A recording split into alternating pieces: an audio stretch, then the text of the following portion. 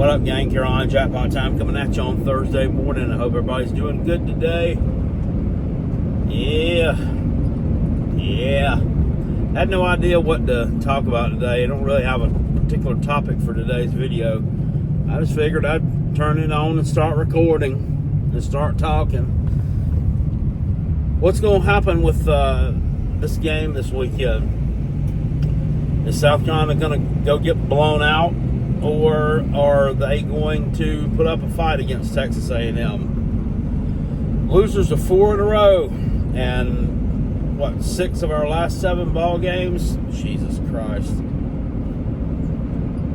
Did anybody see that getting this bad this year? I didn't. Now, I was not one of the sunshine pumpers who thought South Carolina was going to go 10-2 this year.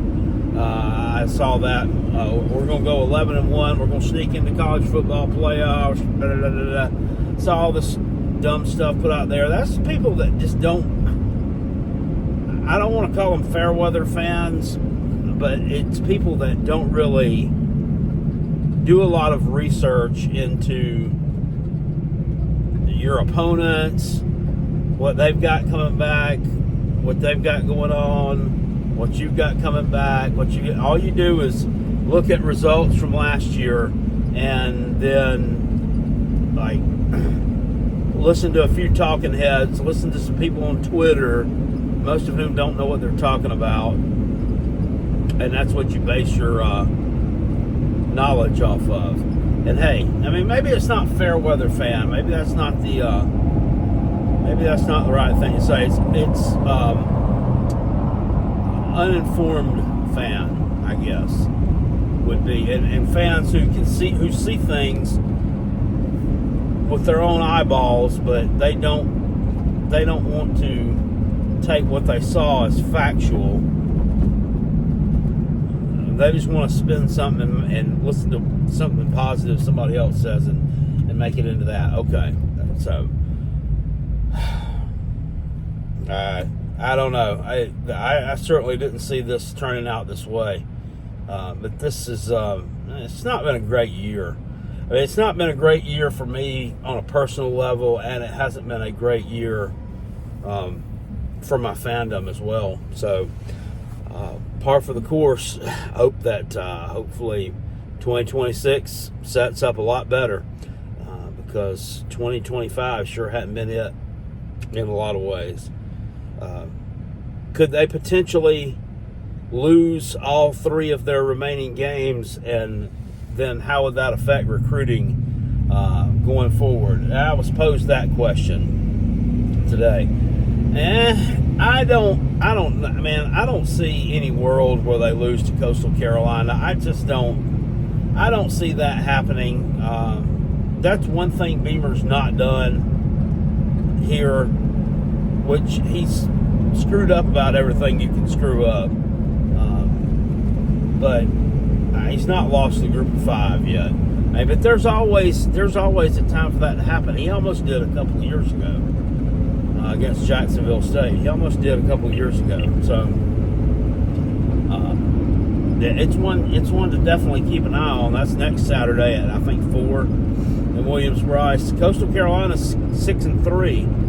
They've won 4 ball games in a row, and this Saturday they're actually a 2.5-point underdog on the road at Georgia Southern, if that makes any sense. I don't know if Georgia Southern's any good or not. The Clemson game at the end of the year, I don't know what to think. They play at Louisville tomorrow night. They play at Louisville. They're only like a 3-point underdog there. I don't get that. Based off the way they played this year, and I know Louisville lost to Cal this past Saturday, so a lot of people think they're fraudulent, but they also went on the road and beat Miami. But then is Miami fraudulent? We could make that argument as well. I think Clemson's got more talent than Louisville, but they haven't they haven't put it all together this year. I'd love to see them go out there and quit on Friday night on Dabo. That's what I'd love to see. I don't think it's going to happen, but I don't think they win. I think they get blown out, to be honest with you, more than I think they pull off a win up there. So they've had Louisville's number for a long time. Louisville beat them last year, and I think they want themselves a little bit more of it. Jeff Brom's a pretty good coach. He's a dickhead from what I hear. But, hey, that's fine if it wins ball games. So I hope they plant their foot square in Clemson's ass on this Friday night game from whatever they're calling that stadium up there now in Louisville. That should be a good atmosphere, and it'd be great to see them get a win. What about them versus South Carolina? I mean, I don't know. And if they lose that game, Clemson does, they'll be what? They've lost 5 ball games. This would be their 6th loss. So losing to us could keep them from getting bowl eligible because they're going to beat Furman. So they're likely, if they lose tonight, they'll likely be going into, if they lose, they'll likely be going into the game against the Gamecocks with a record of, they'd be 5-6. They'd be 5-6. So they'll beat Furman. So they'll need to beat us to go 6-6. Gamecocks are likely going to go into that with a record of 4-7.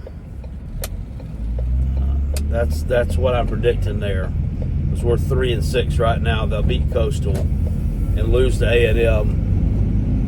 They're likely going to finish up 5-7, and that's with a win over Clemson. And they would finish 6-6. So they actually would have more to play for there. And you haven't beaten them in Columbia since 2013. And I don't know the exact numbers. I know them to be true, though. And you can go back through history and fact check me. But when South Carolina and Clemson have both been good and they've both been ranked, when they've squared off, more often than not, South Carolina has won. But when both the teams have been garbage, Clemson has won more often than not. But that team, I don't. They're really discombobulated. Then again, so is South Carolina. So, South Carolina's definitely played a much tougher schedule, so that's something that works in our favor. They got to get through these last 3. They got to get through them. I said last night on the Robin Kell show, and I was being halfway serious. It would be like South Carolina. It'd be like a South Carolina type thing to do, to somehow, some way, find a way to upset Texas A&M and then go lose to Coastal Carolina the next week. I could totally see them doing something like that. Although, I mean, I would feel a lot better about striking some kind of massive upset if this game were at home. South Carolina's just not good on the road, period. I mean, it doesn't matter who they're playing. It doesn't matter that you're playing a 9-0 undefeated ranked number 3 in the country team, or if you're playing a 4-4 turd burger. I mean, they don't normally play well on the road. The one we could look back to is the massive upset of Georgia back in 2019 under Will Muschamp. They were ranked, I think, number 2, maybe number 4. I think they were. I don't know. They were a massive favorite over South. It was like a 25-point favorite, and the Gamecocks went out there and beat them. And was it double overtime? It's overtime or double overtime. But a lot of things that normally did not happened that day that helped Carolina secure that victory. Number 1 was their kicker, Rodrigo Wild Thing Blankenship, missing a couple of 3 field goals when he was normally automatic from anywhere on the field. And he had a really bad day. The quarterback had a really bad day. And Carolina was able to upset them. So they'd had to have a lot of things go their way. South Carolina has been able to turn teams over this year. And A&M has turned the football over a little bit. So, I don't know. Now, road game, it doesn't really bode well. I think the spread's probably right about where it should be. I mean, and I could even see, you could even potentially, as explosive as A&M's offense has been, you could potentially see Carolina playing them in a tight ball game and hanging tough and going into the fourth quarter only down 7 points or something, kind of like you were at Ole Miss this past weekend. And then the defense just running out of gas, kind of like they did a couple of weekends ago, and losing by 3 touchdowns in a game that really, in kind of a scenario like you had last year, in a game that really was a lot closer than that. Carolina, it looks like they blew Texas A&M out last year. Game was really closer than that.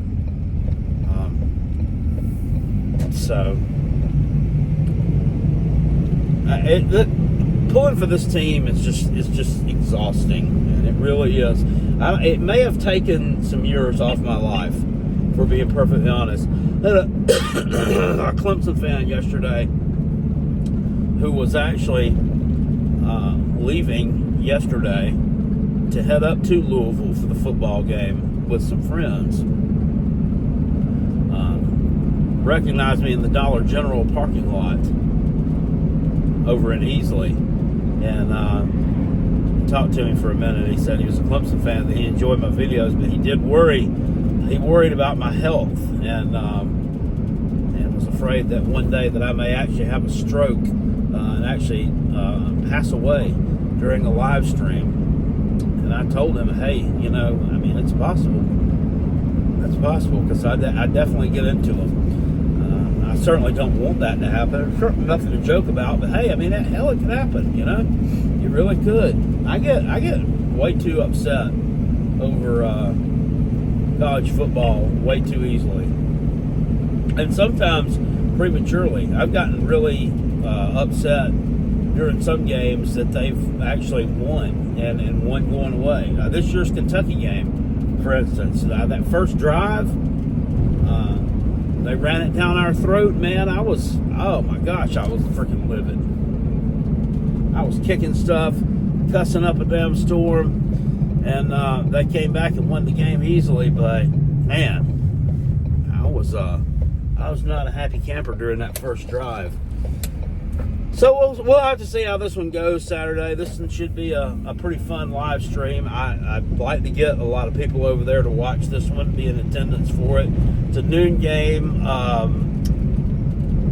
haven't taken a huge look at the slate of games we got this weekend. I know the Georgia game is at night. That's a pretty big ball game. I think Alabama-Oklahoma is the 3:30 game.